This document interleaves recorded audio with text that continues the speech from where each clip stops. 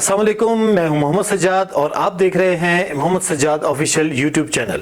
محترم حاضرین، بزرگ فرماتے ہیں کسی بھی شخص کا دوسرا چہرہ تلاش کرنے کی کوشش ہرگز نہ کریں، خواہ آپ کے علم میں ہو کہ وہ برا ہے۔ آپ کے لیے یہی کافی ہے کہ اس شخص نے آپ کا احترام کیا اور بہترین چہرہ آپ کے سامنے پیش کیا ہے۔ تو دوستو، آج کی ویڈیو ایک غریب شخص ابو نصر کے گرد گھومتی ہے جو اپنی بیوی اور ایک بچے کے ساتھ انتہائی قسم پرسی کی زندگی گزار رہا ہے۔ گھر میں کھانے کے لالے پڑے ہوئے تھے اور اس سے اپنے اہل و عیال کی یہ حالت برداشت نہیں ہو رہی تھی۔ کچھ سمجھ نہ آیا، گھر سے نکل کھڑا ہوا۔ غربت میں کون کسی کا ساتھ دیتا ہے، کوئی دوست بھی نہ تھا جس سے دل کا حال بیان کر پاتا۔ منہ جھکائے چلا جا رہا تھا کہ سامنے سے اس وقت کے عالم دین احمد بن مسکین سے واسطہ پڑ گیا۔ ڈوبتے کو تنکے کا سہارا مل گیا۔ تقریباً بھاگتا ہوا حضرت کے پاس پہنچا اور کہا، دکھوں کا مارا ہوں، گھر میں بیوی اور بچہ بھوک سے تڑپ رہے ہیں اور مدد کرنے والا بھی کوئی نہیں۔ ان حالات سے لڑتے لڑتے تھک چکا ہوں۔ حضرت نے ابو نصر کا ہاتھ پکڑا اور انہیں دریا پر لے آئے۔ دریا پر لانے کے بعد انہیں کرائے پر ایک جال لے کر دیا اور کہا، اپنی حاجت روائی کے لیے 2 رکعت نفل ادا کرو۔ نفل ادا کرنے کے بعد کہا کہ اب اللہ کا نام لے کر جال کو دریا میں ڈال دو۔ جال ڈالے زیادہ وقت نہ گزرا تو ایک مچھلی جال میں پھنس گئی۔ حضرت نے کہا، اس مچھلی کو فروخت کر کے اہل و عیال کے کھانے کے لیے کچھ لے جاؤ۔ ابو نصر نے مچھلی فروخت کی، جس کے عوض اتنی رقم ہاتھ آئی کہ وہ 2 پراٹھے قیمے بھرے خرید سکے۔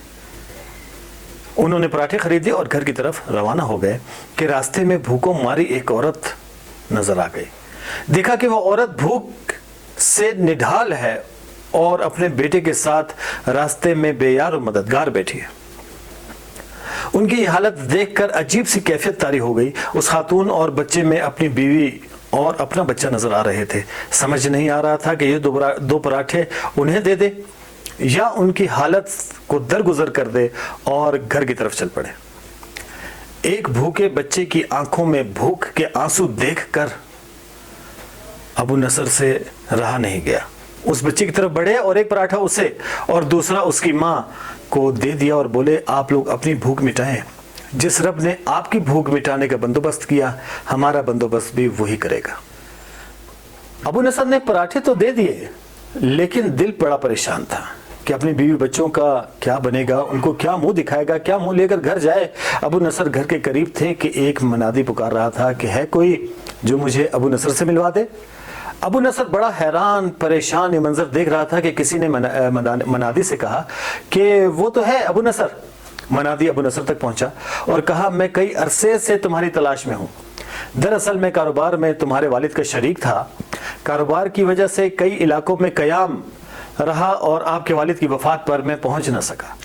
کچھ عرصہ ہوا سفر سے واپس لوٹا ہوں، مجھے آپ کے والد کے 30,000 درہم آپ کو واپس دینا ہے۔ ابو نصر انہیں گھر لے آئے۔ سمجھ میں کچھ نہیں آ رہا تھا کہ سب کیا ہو رہا ہے۔ ابو نصر بیٹھے بٹھائے علاقے کے امیر ترین شخص بن گئے تھے۔ ابو نصر کہتے ہیں، ان پیسوں کو انہوں نے مختلف کاروباروں میں لگا دیا۔ اللہ نے انہیں اتنا رزق دیا کہ سنبھالے نہ سنبھل رہا تھا۔ وہ ایک ہی وقت میں 1000 دینار کی خیرات صدقات کر دیتے تھے۔ ایک رات ابو نصر سو رہے تھے، خواب میں دیکھا کہ ایک بڑے میدان میں ایک بہت بڑا ترازو نصب کیا گیا ہے، جس میں ابو نصر کے گناہ اور نیکیوں کو تولا جا رہا ہے۔ گناہوں کا پلڑا بہت بھاری ہے اور ابو نصر چلا کر بولا، کہاں ہیں وہ صدقات اور خیرات جو میں کیا کرتا تھا؟ فرشتے وہ تمام صدقات و خیرات اٹھا لائے جو 1000 درہم کے تھے، لیکن ہر 1000 درہم کے ساتھ کسی کے ساتھ نفس کی شہوت، کسی کے ساتھ خود نمائی، کسی کے ساتھ ریاکاری، یہ سب کچھ بھی جڑا ہوا تھا، اور ان چیزوں کی وجہ سے خیرات کا وزن روئی سے بھی زیادہ ہلکا ہو گیا۔ ابو نصر تو رونے دھونے لگا، پکارا، یا اللہ میرا کیا بنے گا؟ ایک فرشتہ بولا، ٹھہرو، ابھی 2 پراٹھے باقی ہیں، جو ابو نصر نے اپنے اور اپنے اہل و عیال کی بھوک کے باوجود خیرات کر دیے تھے۔ 2 پراٹھے بھی نیکیوں کے پلڑے میں ڈالے گئے۔ ان کا وزن کافی زیادہ تھا، ان پراٹھوں کے وزن سے نیکیوں کے پلڑے کو برابر لا کر کھڑا کر دیا، یعنی نیکی کا پلڑا اور گناہوں کا پلڑا دونوں برابر ہو گئے۔ لیکن گناہوں کا پلڑا برابر ہوا ہے، ابھی نیکیوں کا پلڑا نیچے نہیں ہوا۔ ابو نصر بڑے پریشان۔ پھر منادی نے آواز لگائی کہ اور کچھ ہے ابو نصر کے نیکیوں میں جو کہ تولا جا سکے؟ تو ایک فرشتہ بولا ہاں ایک آخری چیز رہ گئی ہے، اس بھوک سے نڈھال عورت اور اس کے بچے کے آنسو جو اس نے پونچھے تھے، اور بچے کی وہ مسکراہٹ اور راحت جو ابو نصر کے عمل سے ان کے چہرے پر بکھری تھی۔ ابو نصر کہتے ہیں میں نے دیکھا جیسے ہی یہ اعمال نیکیوں کے پلڑے میں ڈالے گئے تو ان کا پہاڑ جیسا وزن تھا، اور میری نیکیوں کا پلڑا انتہا سے زیادہ جھک گیا۔ منادی نے آواز لگائی ابو نصر نجات پا گیا، ابو نصر نجات پا گیا۔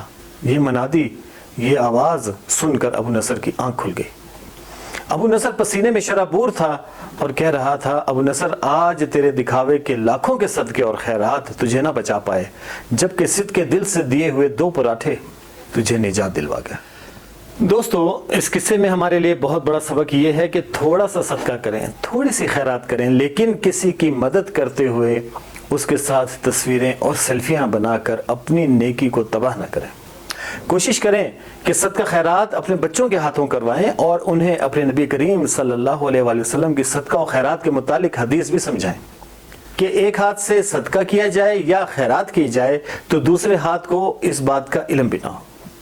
اگر آپ چینل پر نئے ہیں تو چینل کو سبسکرائب کر کے بیل آئیکن کو پریس کر دیں اور اس اصلاحی اور علمی چینل کے ساتھ جڑ جائیں تاکہ ہر نئی آنے والی ویڈیو سب سے پہلے آپ تک پہنچ سکے۔ آپ سب کی سپورٹ کا دل سے مشکور ہوں، بہت بہت شکریہ۔ کوشش کریں اپنی خوشیوں میں انہیں بھی شامل کر لیں جو خوشیوں کو ترستے ہیں۔ فی امان اللہ۔